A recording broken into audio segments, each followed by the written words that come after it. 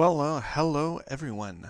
My name is Chris Stewart, and you guys are seeing this on my personal Facebook page and why I am doing this. If you guys can hear me, please post in the chat below so that I know that you can hear me.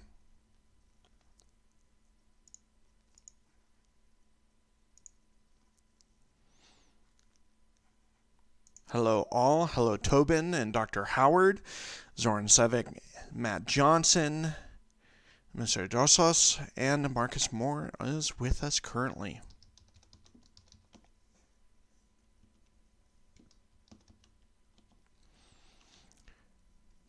Can you guys hear me? Checking 1, 2. Can you hear me?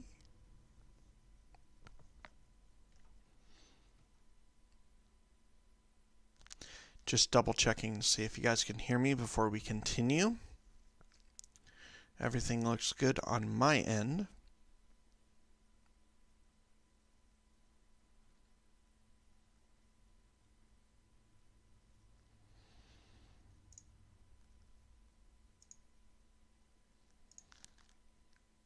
Well, it looks like you guys can hear me. If not, please let me know. So, recently I posted a link to my so far 3-part series on Mormonism on my Facebook page. And gotten a lot of heat from it, and that's why I'm making this video. Why, Chris? Why is it that you can actually give me one moment? I just had a wasp fly right by my head. Give me one moment, folks.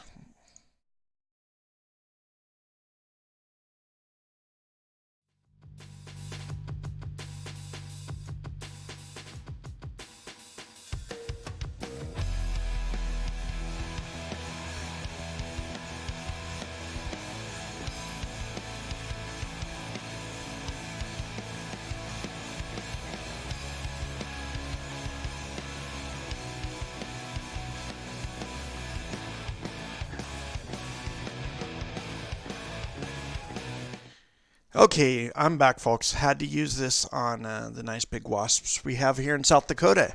Hey, Dad, how you doing? Good to see you. So, the reason why this has come up, I've gotten a little bit of flack, which is perfectly fine, of why I teach against certain religions, certain cults, and false teachers. First and foremost, on top of being a father and a husband, and a martial artist, I am also a pastor of 2 churches here in South Dakota. And there are certain biblical mandates that I must follow and that I have pledged my life and ministry to is the teaching of God's Word. And that first and foremost informs me on how I am, number one, to instruct those that are inside of the church and those that are outside of the church. It's a part of who I am. I cannot divorce the fact that I'm a father, a husband, a martial artist, and a pastor from everything that I do. I do martial arts for Christ. I'm a part of Karate for Christ International. It's combining all of who I am as a pastor, a martial arts instructor, as a father and a husband into a ministry. It is who I am. But I cannot ignore the scriptures that we're going to look at, and this by no means is going to be an exhaustive look at the scriptures. If you want to see why I teach against false teachers, also read into that religions, denominations, cults, look at my video series on exposing false teachers. We go through a very long listing of the scriptures, both Old Testament and New Testament, as to why we are to expose lies and expose falsehoods for the truth. Now, before I get any further, I know that this series is going to make people unfriend me on Facebook. It may make some of my family angry and not want to associate with me. And you know, that's the cost of being Chris. That's the cost of being a father, a martial artist, a pastor, a teacher, and an apologist. Unfortunately, sometimes when you speak the truth in love, people can't handle what you're trying to say. We've lost the ability to have constructive comments and constructive discussions. We can't even have debates in the real sense, in being able to discuss what it is we believe or what it is that we espouse without people becoming offended. Now, why I teach against X, Y, or Z, fill in the blank, is because of a Greek word found in the New Testament called apologia. It means to give a defense for something. In this particular instance, I'm giving a defense for why I, as a pastor of two churches, need to protect the flocks in which God has put me in charge of and take care of against false teachers, false religions, just bad doctrine. So let's take a look at that. In 1 Peter chapter 3, verse 15 is one of the instances in which this Greek word apologia shows up. But in your hearts honor Christ the Lord as holy, always being prepared to make a defense, that word apologia, to anyone who asks you for a reason for the hope that is within you, yet do it with gentleness and respect. And that's where I have to admit to you, if for some reason I have come off or has been misinterpreted as being mean, evil, spiteful, whatever other adjective you want to add to that, I apologize and freely repent of that. But I will not repent of presenting truth contained in the scriptures in regards to different denominations, religions, false teachers, etc. It's not me that's being the evil one. It's people unwilling to look at the scriptures as they plainly teach these things and then feeling sorry for themselves or feeling personally attacked. See, this is why in America we've had such a hard problem, because everyone, the second you have a debate between two different parties, political parties, everybody takes it personally. Yes, it's a part of your life, but there needs to be objective discussion about politics. There needs to be objective discussions about religion. And that's why debate is so important, and to be used in its proper context, in both sides being able to present their evidence, and those that are watching, such as yourselves, being able to weigh the evidence and make the ultimate decision. I watch lots of debates. I don't get offended when I see a debate between a Muslim and a Christian, and the Muslim says that you are not following the one true God, and he gives his defense for his argument, and the Christian apologist stands up and does the same thing. There are hundreds of these available online, and that is nothing more than what I am trying to do, is present the argument and the case for biblical Christianity to not only the members in my churches, to my family, and to anyone else who would watch. If you take it personally, that is on you and is not the intent of my presentations. I'm not making personal attacks on anybody that's a friend or a family member that happens to be a part of one of these religions, cults, sections, whatever you want to call them. This is me making an apologia, a defense for the faith in which is contained in the Bible. I want to get that out first and foremost, because I'm sure that even this presentation is going to alienate me from certain martial arts organizations that are taking this as a personal attack on them because they happen to be a part of a religion in which I've quote-unquote spoken out against. And yet, ultimately, as we're going to look, I am making a defense for biblical, historic, Orthodox Christianity. In Ephesians chapter 4, Paul tells me this: rather, speaking the truth in love.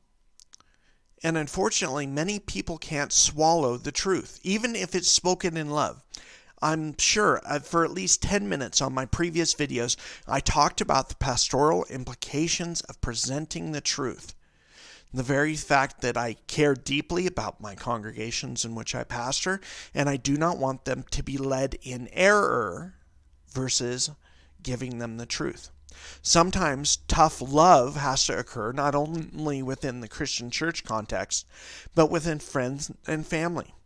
That is what true love is. If true love does not correct, is not willing to state the truth, then what value is it?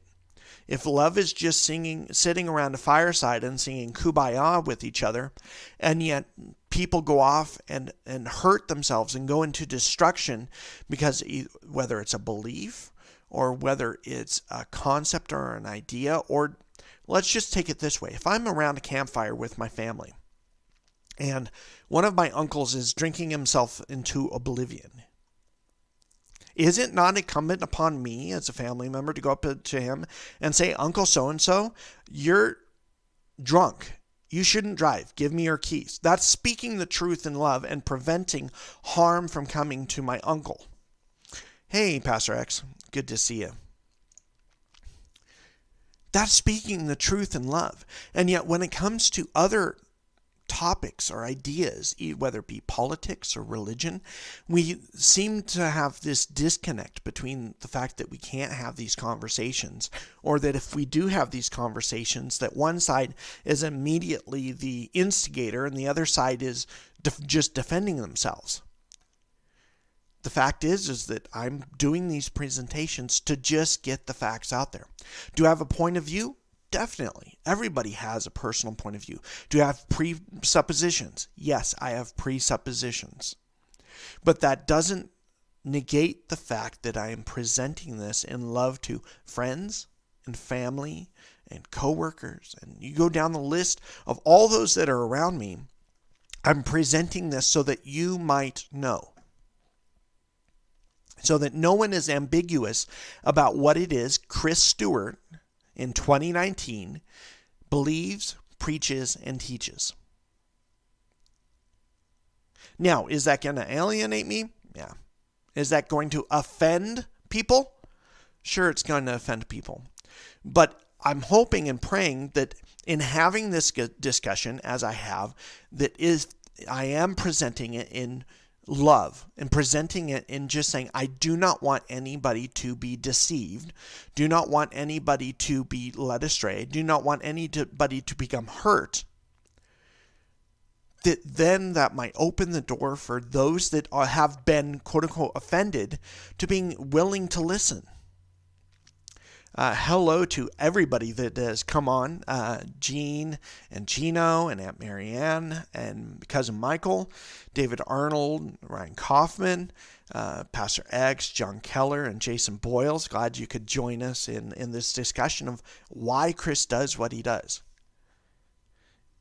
I'm aiming to follow what Paul says here in Ephesians chapter 4 in speaking the truth in love. That's my goal. If you believe otherwise, that is on you. From this point forward, I have presented the fact that I am trying to do this because of my love for family and for friends and for neighbors. It's not to be the evil person. It's not to be the person who wants to pick a fight, but is to present what I believe and what I believe the truth is in love to all of those around me.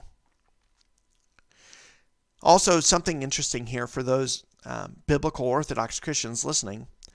We are to grow up in every way into Him who is the head. We need to grow up and to understand that sometimes speaking the truth in love also means sometimes speaking the truth that will, quote unquote, offend people. I can't account for everybody's feelings. I can't account for everybody's thoughts and opinions on everything that I'm going to present. As long as it's presented in the way that I have been presenting it, or at least how I believe I've been presenting it, if someone becomes offended, that is on their end and not mine. Continuing in our discussion, in Colossians chapter 4, Paul continues a similar discussion. He says, let your speech always be gracious, seasoned with salt. Let's stop there. Let your speech, let your conversation, is the literal word there, be gracious, but seasoned with salt. Now, if I pour salt on a cut on my hand, is it going to hurt? Yeah, it's going to hurt. Now, am I gracious in presenting the salt to the other person? Yes. In letting them know my heart for them and wanting them to know the truth? Yes. But Paul continues to say, so that you may know how you ought to answer each person. Once again, the word apologia is used there in Colossians chapter 4. I need to be gracious, need to present my heart before friends and family and neighbors and let them know why I'm doing this. During each of my presentations, unless you haven't watched all of it or have only watched the first 2 minutes of it, you have missed my pastoral heart and pastoral plea in presenting truth in love to everyone that's willing to watch. I'm following Paul's commandments, as he said here in the last two passages, to give an answer to the hope that lies within me, to answer each person using grace, but also seasoned with salt. Sometimes truth hurts, and I can't help that. In Jude chapter 1, we're going to shift gears here a little bit. If I haven't made my personal case clear for why I'm doing this, then maybe you haven't been listening. I hope and pray that I've been clear. If you guys have listened so far and have understood my heart on why I give a defense for the biblical Orthodox Christian faith, then please let me know in the comment box. Let me know that the message is coming through loud and clear. I do not want to be ambiguous. I want to be crystal clear as to why I'm doing this. Now, specifically, in this particular case and in this video, we're going to move to the topic of Mormonism.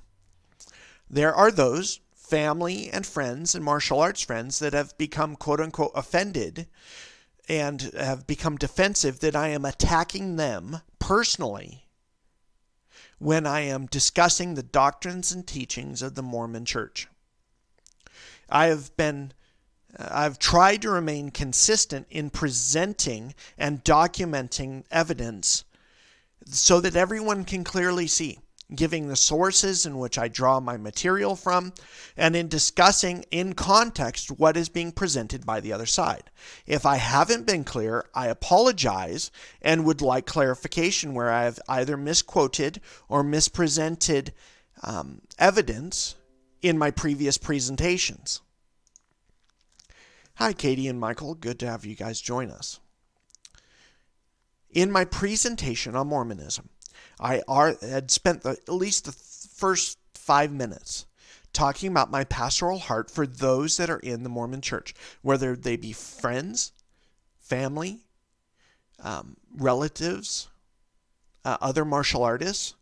It is not an attack on individual persons, besides the persons listed in the evidence.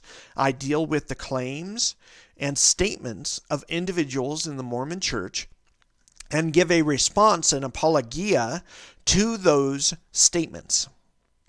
If individuals have taken it personally, once again, it is on them. Hi, Mr. Cavallo. Once again, I will say it one more time.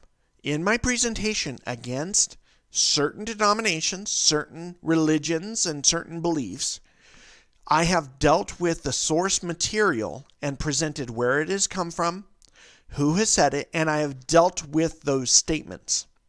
If anybody has received that as a personal attack, that is on them and not me. If we cannot deal in facts, if we cannot deal in statements, if we cannot deal with words, then we're lost as a society.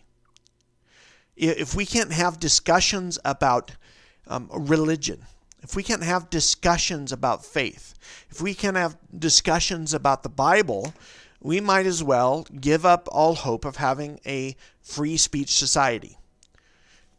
We might as well all give up hope and say, oh, great master of government, tell us what the truth is.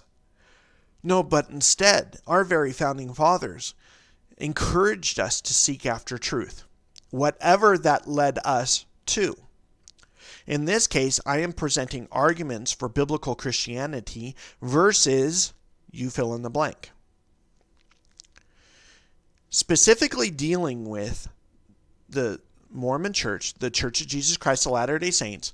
I say Mormon for short because if I said Latter-day Saints every other second, we'd be here forever. In dealing with the Latter-day Saint Church, as started by Joseph Smith and carried on by Brigham Young, I dealt with the church's official documents or historical sources and presented the evidence to all those that watched. My defense is because of what Jude says here. In Jude, the book just before Revelation, normally only about one page, says this, "Beloved, although I was very eager to write you about our common salvation, I found it necessary to write appealing to you to contend for the faith that was once and for all delivered to the saints." So that the writer of Jude in the first century can say that the faith, the gospel, the understanding of Jesus and his death, his burial, his resurrection, and how we come to know God and who God is, was once and for all delivered to the saints. The argument in my video on Mormonism is that Joseph Smith has said, no, that is not true. There has been further revelations, and in fact, according to Joseph Smith's first vision, all of the denominations are wrong, and all of their professors, including myself, are corrupt. I was responding to a claim by the founder of Mormonism, Joseph Smith, that all of denominations, including the denomination which I pastor, are wrong, and that our creeds are an abomination, and that the professors, including myself, are corrupt. I'm dealing and responding with a claim and giving a defense, an apologia, why I believe that that is not true. For my Mormon friends and family that are watching, I am responding in kind to the statements and claims by the Latter-day Saint Church, specifically Joseph Smith. If you take that as a personal attack, that is on you, not me. Because I believe, just as Jude says in the first century, that the faith, period, was delivered once and for all. Hi, Andy. Good to see you. Was delivered once and for all to the saints. There was no need after that point for further revelation. And I'm defending that what I have here in these 66 books by 40 authors is God's revelation to man about himself and how we are to know him. In my series on Mormonism, currently 3 videos, but will become more, and as I'm teaching on Sunday nights here in Phillips, South Dakota, is giving an apologia, a defense for why we believe that the faith was delivered once and for all to the saints, that it is contained in the 66 books by 40 authors, and that we have no longer need for extra biblical revelation. Paul's concern in this, and which is also my concern, why I teach on these things, why it's a part of my life, why have I spent over 10 years studying Mormonism? Why is it that I have spent countless hours reading official doctrinal sources of the Mormon Church? I can share with you a reading list that I have used in my presentation of Mormonism, and to show that I have done my homework. I haven't just read anti-Mormon sources. But here in Galatians chapter 1 and chapter 2, Paul says that we need to distinguish between the once and for all faith delivered to the saints, as Jude says, and other gospels that will come afterwards. Paul knew early in the first century that there would be people presenting other gospels, other understandings about who God is, that he would have to be dealing with these, even Paul dealing with the Judaizers as he is here in Galatians chapter 1 and chapter 2. Before we get into the verses, what is the context? Paul is writing to the Galatian church not because a different God is presented, Not because a different Jesus is presented. It's literally the same God and the same Jesus in which Paul has been preaching is the same one being presented by these Judaizers to the Galatian church. But what's happening? They're adding to the gospel. They're saying, yes, we believe in God and we believe in Jesus and his death, burial, and resurrection, but, you have to be circumcised.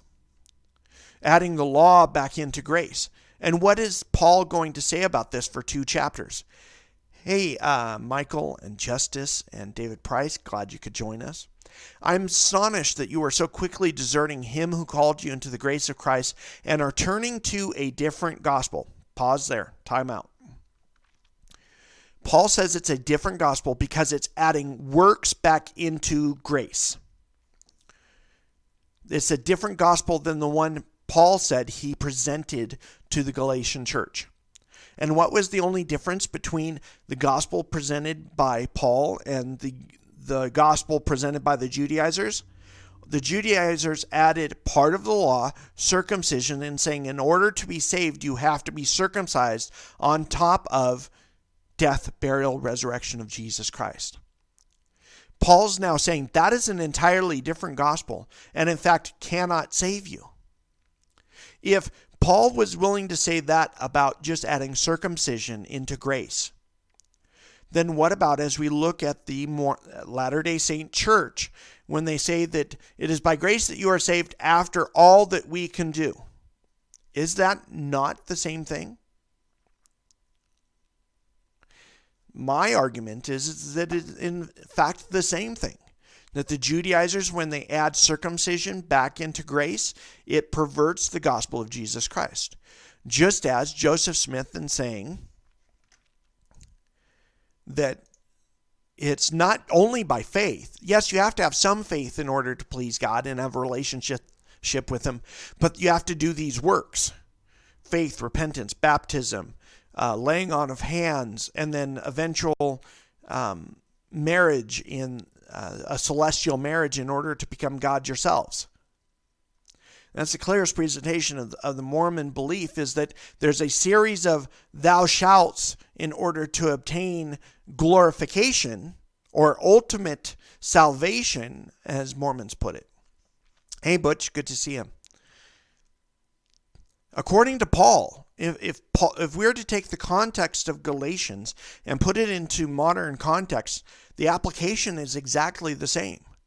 Anytime you add anything to Jesus and his death, burial, and resurrection, it becomes a different gospel. Especially if you add works, which is what Paul is dealing here in the first 2 chapters in Galatians. Not that there is another one, Paul says. Paul said there is no other gospel other than what he presents in 1 Corinthians chapter 15, the first 4 verses.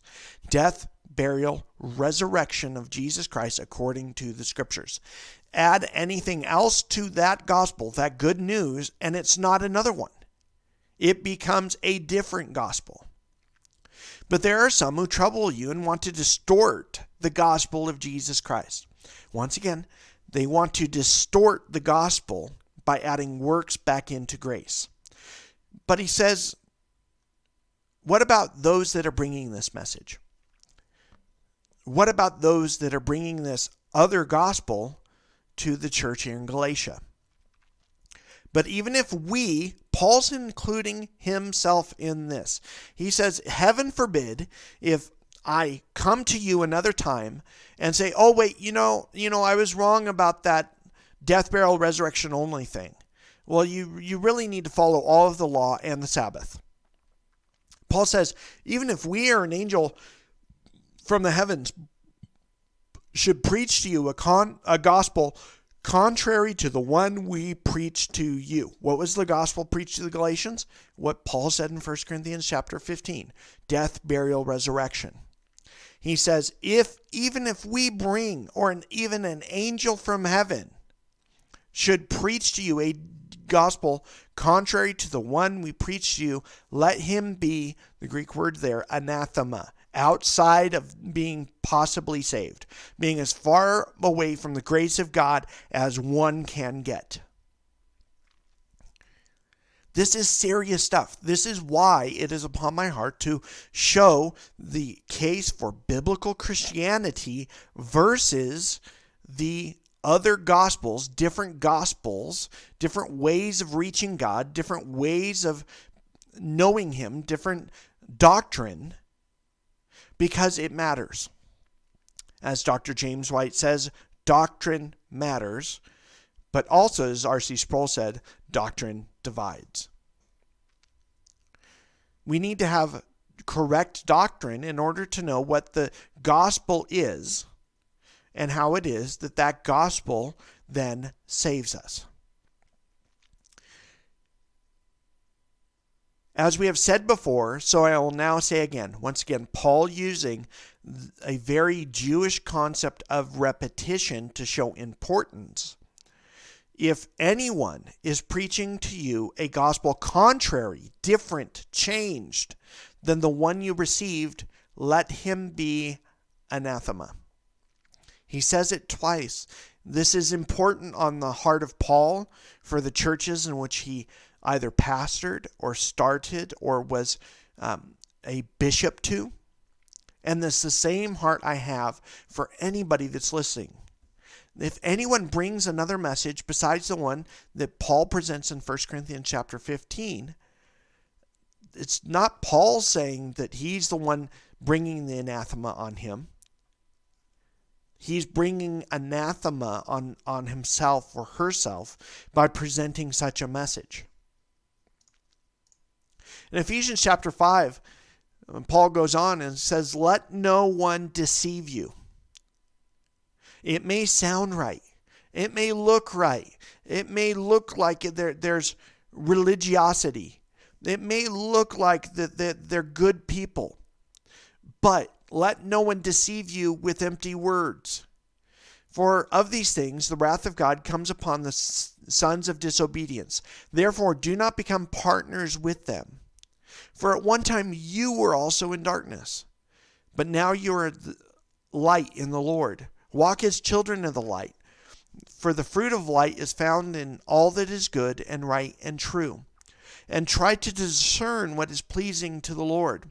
Take no part in the unfruitful works of righteousness, but instead expose them. For it is shameful even to speak of those things that they do in secret. But when anything is exposed by the light, it becomes visible. Just as we were looking at in church 2 Sundays ago in 1 John chapter 2. His concern was for the proto-Gnostics, those that believed that Jesus did not have a body of flesh, that he was only spirit, that presents a different gospel. He says, let no one deceive you. I'm writing to warn you about those who want to deceive you. 1 John chapter 2, end of chapter 2, starting in verse 25. He's warning them about those that are trying to deceive them. Is that evil? Is that being a nasty or mean person if you want to guard your children, your spiritual children? As John says more than 10 times throughout 1st, 2nd, and 3rd John, I'm writing to you, my little children, my dear children. His pastoral concern for his flock is that no one deceives them. No one presents to them another gospel. And that is my same concern for my friends, my family, my neighbors, to all those that are listening to this. What are some of the conclusions about this discussion?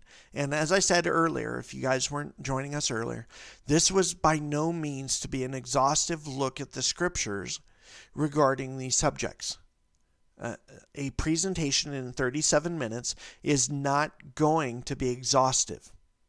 I wanted to look at a couple of passages that feed my fuel, so to speak, to be an apologist, to want to give a defense for the faith once and for all delivered to the saints. Jude 1:1. So what are my conclusions on this subject? That myself as a pastor in 2 churches here in South Dakota, and for all those that I serve in teaching and preaching, and that those that take a part of listening to me, that they would understand that my goal as an apologist is to give a defense for the once and for all faith delivered to the saints. What is that faith? The death, burial, and resurrection of Jesus Christ alone. By faith alone, through grace alone, not of works, lest anyone should boast. Ephesians chapter 2, verses 8 and 9. So then it is incumbent upon me, if I have people in which I am in charge over, both my personal family, my wife and 2 daughters, my spiritual family, the 2 churches in which I pastor, and all of those around me, it is incumbent upon me as an apologist and a pastor to give a defense for the faith, to be an apologist, apologia. I need to identify, to correct, to rebuke, and to reject false teaching as to guard the flock. If that seems, in the process of me doing that, that I'm mean and nasty and that I'm attacking individual persons, that is not my fault. I'm presenting the truth in love, and I am presenting arguments for the faith in which I hold, the faith in which I preach, and the faith in which I am led to be a pastor here at 2 churches in South Dakota. My hope and prayer is that everyone understands, especially my Mormon friends and family. My goal is not to personally attack you. My goal is not to sit here in either my Mormonism presentation or in this presentation to list all of my Mormon friends by name or family and to say, you're going to hell or you're wrong as individuals. What I have tried to do is accurately and document the statements and doctrine of the LDS Church and to present an apologia, a defense against the doctrines and teachings of Joseph Smith and Brigham Young and Joseph Fielding Smith and others in light of the once and for all faith delivered to the saints, contained in these 66 books by 40 authors.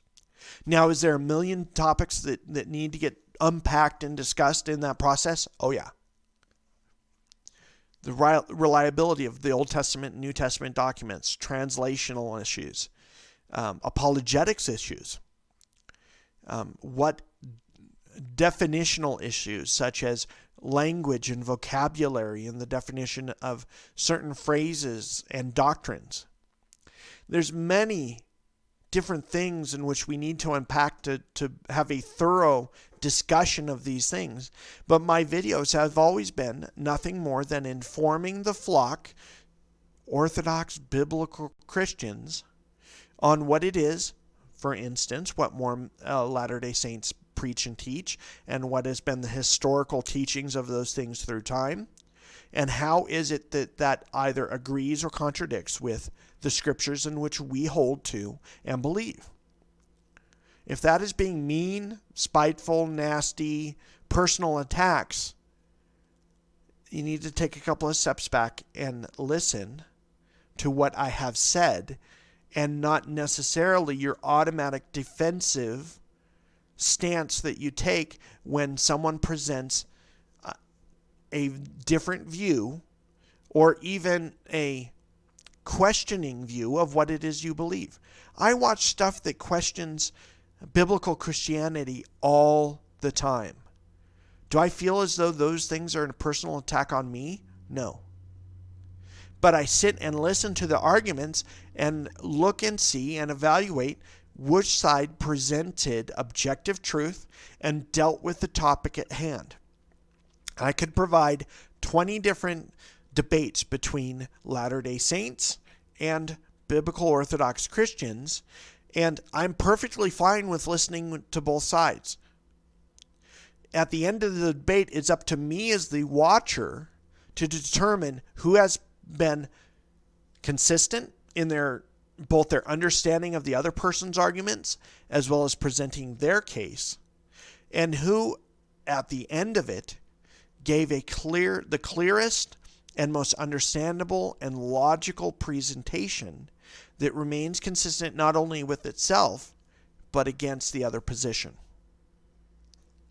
Well, my hope and prayer is that my friends and family and neighbors watch this that are maybe Jehovah's Witnesses or Mormons or Seventh-day Adventists or Muslims, part of Islam, that you would understand my heart behind doing these things, and it's not a personal attack on you. I have tried to make myself as clear as possible and to repeat myself many times in this presentation. And I will continue to point people to this presentation if they feel as though that I have been personally attacking them. I fully understand from this point forward, people are I'm going to be kicked out of associations, both martial arts and otherwise. I'm going to lose friends and family. But that's on them from this point forward and not me. My hope and prayer is that some of you were edified or encouraged by this, that you were informed as to why I'm doing this. Why is Chris a amateur apologist? And I can give you further resources as to what I do and what I believe. Thank you for watching, and I look forward to hearing some of the reports later on this. You guys have a good day. Bye.